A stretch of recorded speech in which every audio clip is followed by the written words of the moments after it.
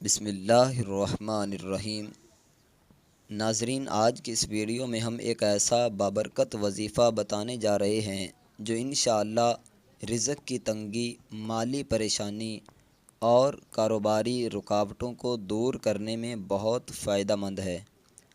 آج کے دور میں بہت سے لوگ رزق کی کمی، قرضوں اور مالی مشکلات کا شکار ہیں۔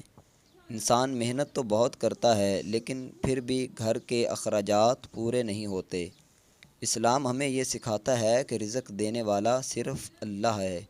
جب بندہ اللہ کی طرف رجوع کرتا ہے تو اللہ اس کے لیے آسانیاں پیدا فرما دیتا ہے۔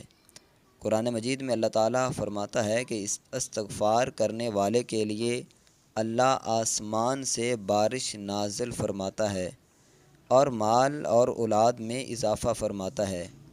اس لیے آج ہم آپ کو ایک نہایت آسان اور مجرب وظیفہ بتا رہے ہیں۔ یہ وظیفہ استغفار کا وظیفہ ہے۔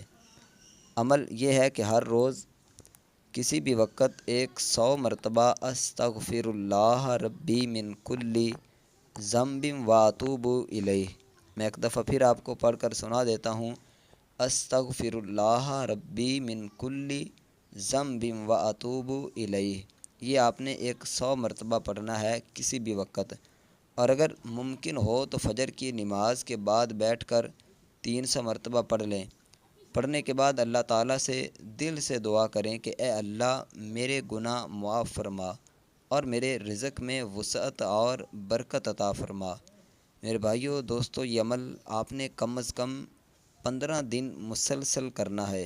انشاءاللہ بہت جلد آپ کو اس وظیفے کی برکت نظر آنا شروع ہو جائے گی۔ لیکن یاد رکھیں کہ رزق میں برکت کے لیے حلال کمائی، سچائی اور صدقہ بھی بہت ضروری ہے۔